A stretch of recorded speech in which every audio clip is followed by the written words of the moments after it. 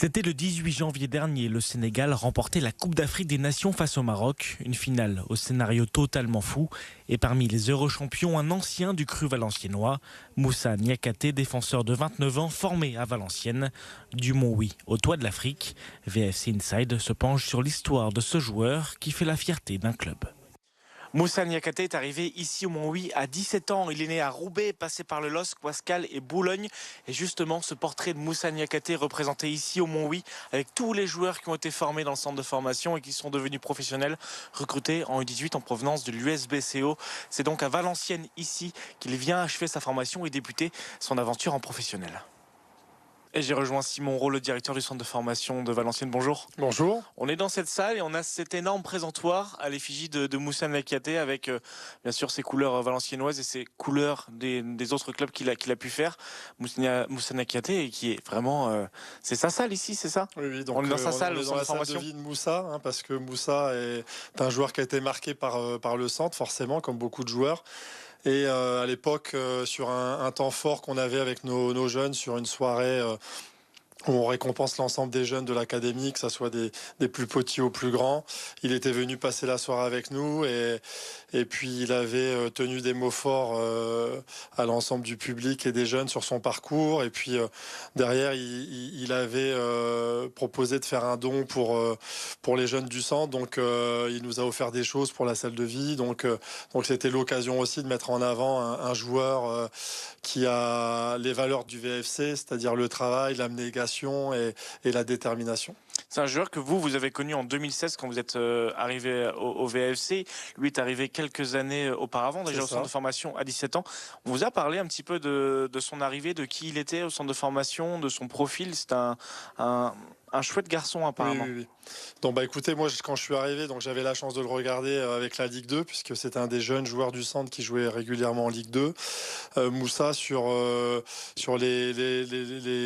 la communication que j'ai pu avoir sur sa façon d'être, c'était un garçon exemplaire. Avec beaucoup d'envie de bien faire et surtout un gros travailleur. Et quand je repense à cette soirée où il a évoqué aux jeunes que quel que soit le groupe d'entraînement dans lequel je suis là pour travailler. En fait, il avait mis en avant le fait qu'il avait un retard technique. Donc, du coup, il avait des séances supplémentaires avec le groupe d'en dessous. Donc, quand il était U19, il s'entraînait avec les U17 pour faire du travail technique supplémentaire. Et je trouve que c'est très important de le dire et de le montrer aux autres parce que des fois les garçons par rapport à leur statut pensent que redescendre dans une autre équipe ça c'est pas logique alors qu'en fin de compte si on le fait c'est pour leur projet, c'est pour leur développement individuel. Il est devenu pro par la suite, donc il est arrivé en 2013, il commence un petit peu à intégrer le groupe pro.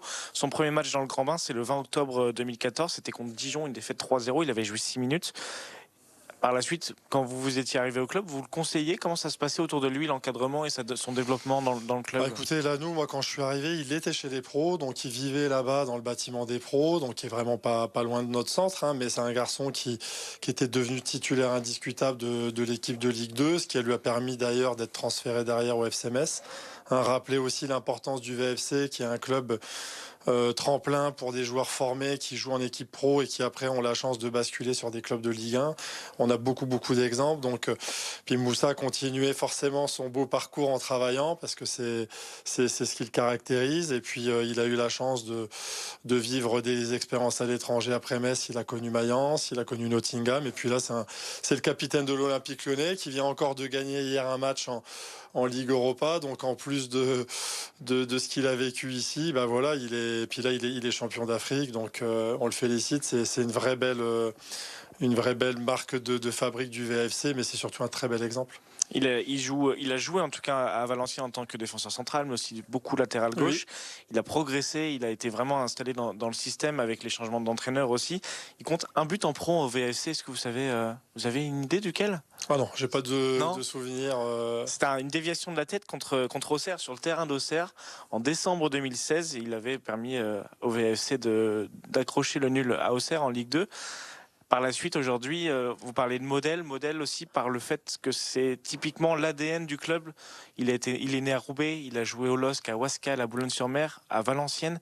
C'est un joueur du cru régional en fait. Exactement. C'est l'ADN du Valenciennes du centre de formation. C'est une priorité du club de regarder déjà ce qu'il y a dans notre région. Donc on a beaucoup de joueurs de la région dans notre centre de formation.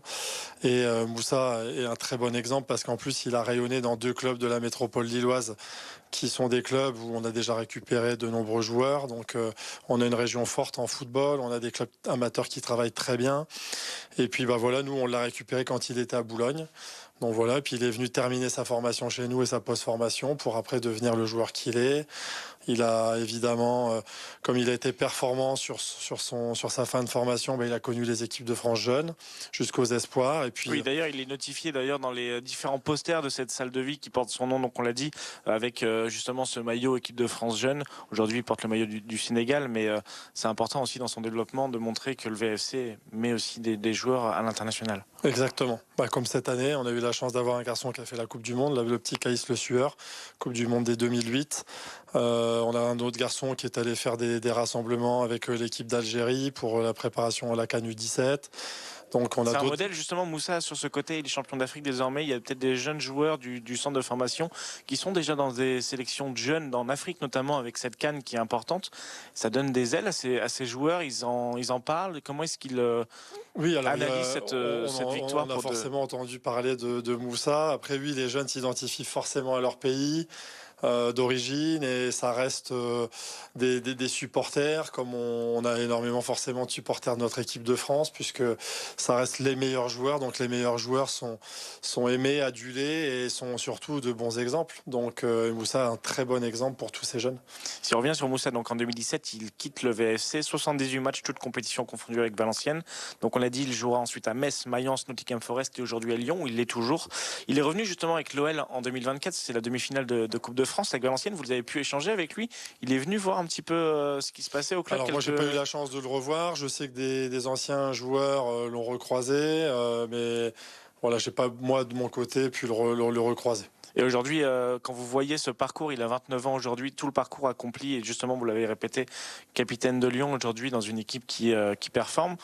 Il y a une fierté pour tout le centre de formation, tous les formateurs qui ont pu côtoyer Moussa Niakhaté. Évidemment, alors c'était l'équipe, moi j'étais sur la préformation, donc l'équipe qui était en place à l'époque, forcément, quand on a la chance de voir des joueurs qu'on a entraînés réussir un parcours aussi fort, ça reste toujours une fierté. Et en fait, c'est la base de notre métier, de former des joueurs pour le haut niveau. Donc, ça reste des références et la récompense de l'investissement des dizaines d'éducateurs qui s'occupent des jeunes et qui sont là pour les amener là-haut. Et aujourd'hui, avec ce titre de champion d'Afrique pour lui, vous avez pu avoir un petit contact avec lui depuis cette finale totalement folle? Pas de contact, j'avais envoyé un petit message, mais... très sollicité, j'imagine. Je pense que Moussa est très sollicité, et puis après beaucoup d'échéances aussi, par rapport à ce qu'il vit à Lyon. Et puis voilà, moi je fais partie des personnes qui sont arrivées quand lui basculait chez les pros, donc j'ai pas le lien fort qu'ont pu avoir des coachs qui l'ont eu au quotidien. Et puis c'est un joueur en plus qu'on reverra sans doute cet été à la Coupe du Monde, parce que France-Sénégal, ça va arriver. Ça va être important aussi. Belle affiche. Belle affiche évidemment. Et peut-être une petite question, vous êtes directeur donc, du centre de formation, on en a déjà un petit peu parlé. Aujourd'hui, est-ce qu'il y a des jeunes qui sont susceptibles sur les années prochaines de se dire, ces joueurs-là, ils ont un profil pour aller jouer dans les sélections nationales? Est-ce que vous en voyez déjà de ces profils-là? Alors des jeunes, déjà dès cette saison, on a des jeunes qui jouent dans des sélections nationales. On a quelques garçons qui sont là en U16, 2 garçons en U17, un garçon en U18. On a des garçons qui sont aussi chez les pros, qui ont connu aussi des sélections. Donc oui, il y a toujours des garçons qui ont ces profils pour vivre le même parcours que Moussa, évidemment. Parce que dans notre centre, on a des joueurs de qualité qui devraient, je l'espère, vivre ce genre de parcours. Alors on le souhaite à tous, mais on sait qu'à la fin, il y aura très peu d'élus. Et Moussa a vraiment un parcours de très haut niveau. Donc maintenant, on croise les doigts pour qu'il y en ait quelques-uns qui vivent la même carrière. Et qui auront peut-être leur place dans cette salle ici, à côté de tous ceux qui ont fait le VFC et qui le font encore. Évidemment, Moussa Niakhaté, qui est vraiment très très bien représenté. Merci beaucoup Simon Rowe, directeur du centre de formation. Avec plaisir. Avec grand plaisir, merci à vous pour l'invitation. Et bravo évidemment à Moussa Niakhaté, qui est encore très apprécié et fait la fierté de Valenciennes et du VFC.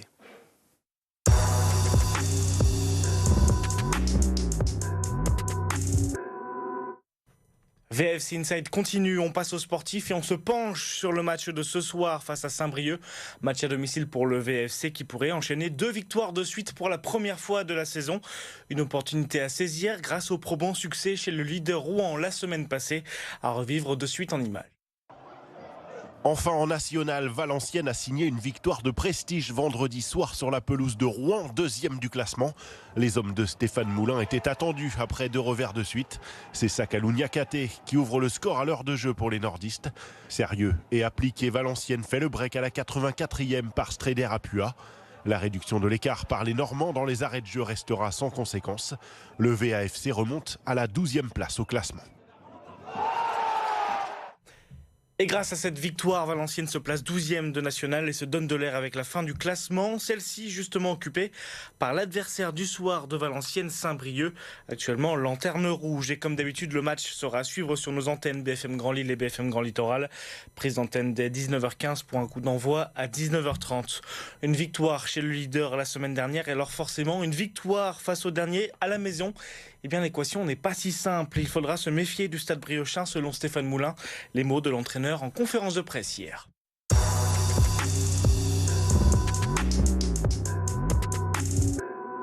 J'ai envie de dire la nouvelle équipe, parce qu'il y a quand même des joueurs qui sont arrivés, plus les garçons qui sont restés, ont joué en équipe. Je trouve qu'on l'avait déjà fait, hein. C'est la capacité à reproduire, à répéter. Et ce que j'ai aimé dans ce match-là, même si parfois il y a eu des moments difficiles, mais comme dans tous les matchs, c'est qu'on n'a pas changé le cap, on n'a pas fait autre chose que ce qu'on était venu faire. On est resté dans nos choix de jeu. Et voilà, ça veut dire que tout le monde a travaillé pour le collectif, aussi bien pour défendre que pour attaquer. Chacun a rempli sa mission et moi c'est ce qui m'importe en fait, c'est de réussir à trouver une équipe et puis à chaque match qu'on se dise pas bon comment on va se comporter aujourd'hui. Non, il faut que ça devienne récurrent. C'est un match référence compte tenu du contexte, compte tenu du moment aussi où ce match-là arrive, compte tenu du fait que cet adversaire n'avait pas perdu depuis 13 matchs quand même, et qu'ils avaient perdu qu'une fois depuis le début de saison. Donc ça, c'est une grosse performance. Et les ingrédients qui nous ont permis de le faire sont des ingrédients évidemment liés au foot, mais pas que. C'est ce fameux état d'esprit, cette fameuse grinta, cette fameuse dalle dont on parle souvent et qu'on écorne parfois parce qu'on a le sentiment qu'il n'y avait pas assez. Et là, ça fait plusieurs matchs. J'ai rien à reprocher dans ce domaine-là.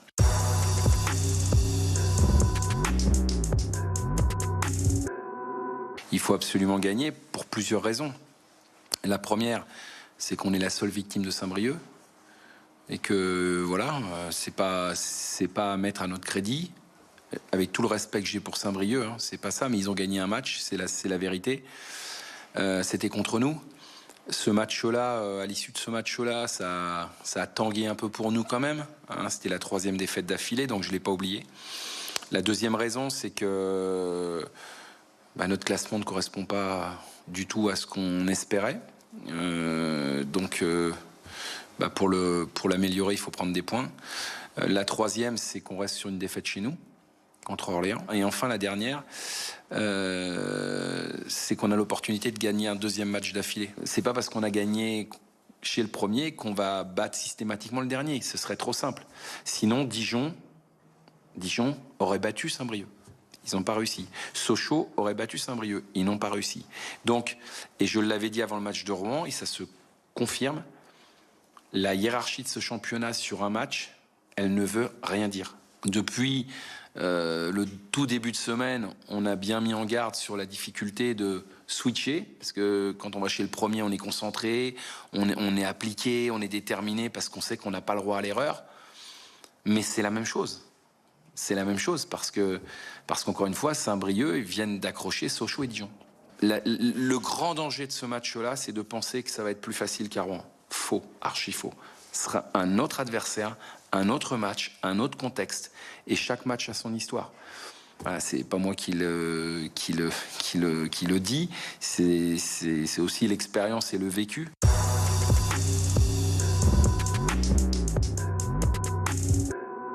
la base, je suis un adepte du 4-4-2. Donc j'ai le sentiment que quand on a des bons attaquants, autant les mettre sur le terrain. Voilà. Après, il faut trouver la formule pour que on puisse garder un certain équilibre quand même. C'est-à-dire avoir des joueurs plus devant le ballon, mais quand on le perd, ne pas se retrouver non plus en difficulté systématiquement. Donc, on est en train de travailler sur une formule qui me donne satisfaction pour l'instant. Aussi et surtout parce que ce sont deux garçons généreux, aussi bien lorsqu'on a le ballon que lorsqu'on ne l'a pas. C'est-à-dire ils laissent pas les choses se faire sans s'intégrer dans la récupération du ballon. Après, ils ont la volonté de jouer ensemble, ça aussi c'est bien, parce que parfois il y a des attaquants, ils aiment bien faire un peu comme ils le sentent. Là, je trouve qu'ils cherchent à jouer ensemble, donc moi je considère que c'est un plus.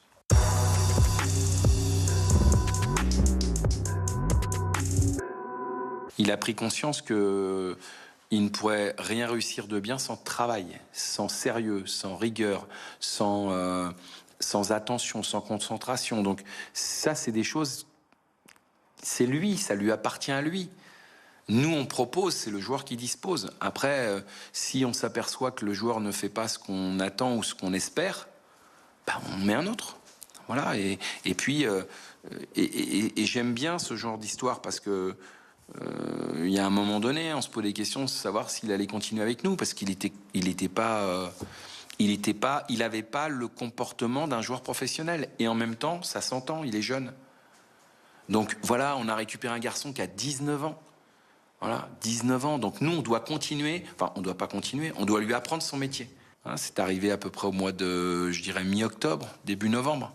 On a vu un changement, mais un changement assez radical, aussi surprenant que ça puisse paraître, mais c'est son mérite. Et moi, j'adore quand les joueurs font les démarches d'aller mieux, d'être meilleurs, de chercher à progresser. Ça, pour moi, c'est un comportement responsable dans la vie et professionnel dans le monde du foot. Et j'ai envie de dire, si jeune, c'est bien. Et pourtant, je lui ai pas fait de cadeau. Pas de cadeau de la part de Stéphane Moulin. Alexis Koum, justement, c'était le joueur qui s'est présenté hier à la presse. Le jeune défenseur de 20 ans prêté par l'OM à Valenciennes qui reste sur 6 titularisations de suite avec le VFC. Il évoque son évolution et sa nouvelle éthique de travail.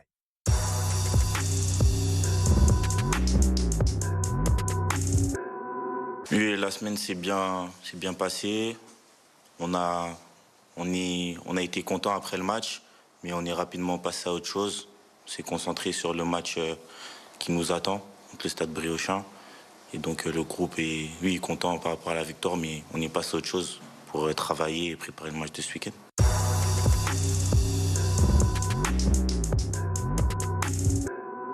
Non, dans notre mentalité, ça change rien. On a toujours envie de bien faire, on va pas moins courir. Et pour des raisons différentes du match de Rouen, ce sera pas un match plus facile. Ce sera un match aussi compliqué pour des raisons différentes.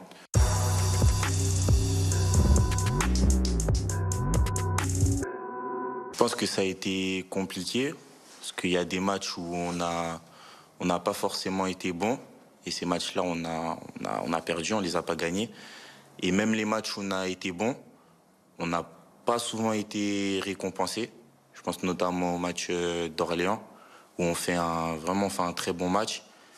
Et malheureusement, la chance ne tourne pas toujours de notre côté. Et là, je pense qu'on peut dire que c'est pas que de la chance, parce qu'on travaille beaucoup. Mais on peut dire que là, ça a tourné de notre côté le week-end dernier.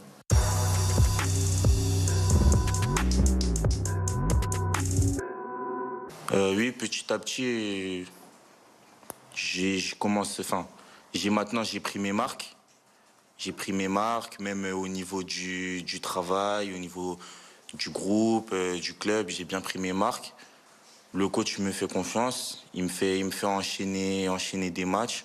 Je ne sais pas si on peut dire que je m'installe, mais actuellement, oui, je joue et j'ai changé beaucoup de choses dans ma manière de travailler au quotidien. J'ai compris qu'à ce niveau-là, il fallait être très professionnel.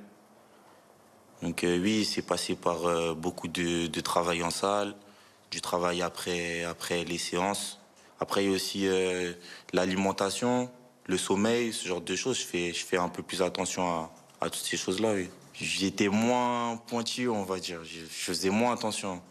Je faisais beaucoup moins attention que maintenant.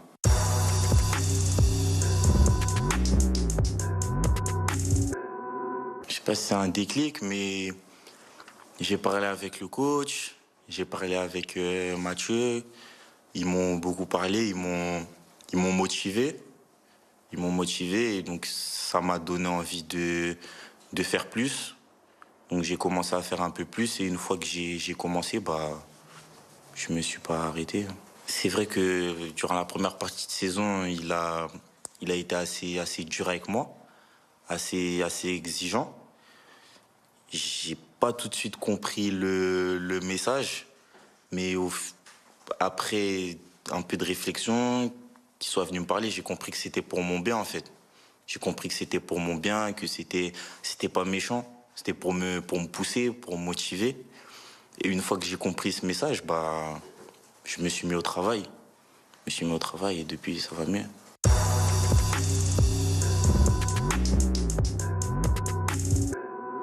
Et j'avais joué en N2 à Auxerre. J'ai fait de la N3 à Marseille. Et donc oui, là, l'objectif, c'était de passer un cap. Passer un cap, jouer à un niveau supérieur, prendre et jouer des matchs. Je pense que j'ai progressé dans plusieurs aspects du jeu. Dans la concentration, défensivement. Et dans la répétition des efforts aussi. Ce qui me faisait défaut au début de saison. Dans la répétition des efforts. Maintenant, j'arrive à finir les matchs. Le fait de m'entraîner avec le groupe et maintenant de jouer des matchs, ça m'aide à progresser. Je sens que je suis en train de progresser. Après, il faut continuer. J'ai pas envie de m'arrêter là. Valenciennes, Saint-Brieuc, ce soir à 19h30 sur BFM Grand Lille et BFM Grand Littoral. Le reste de l'actualité football de la région, c'est tout de suite avec de la Ligue 2 également ce soir. Déplacement de Dunkerque à Amiens et de Boulogne-sur-Mer à Pau.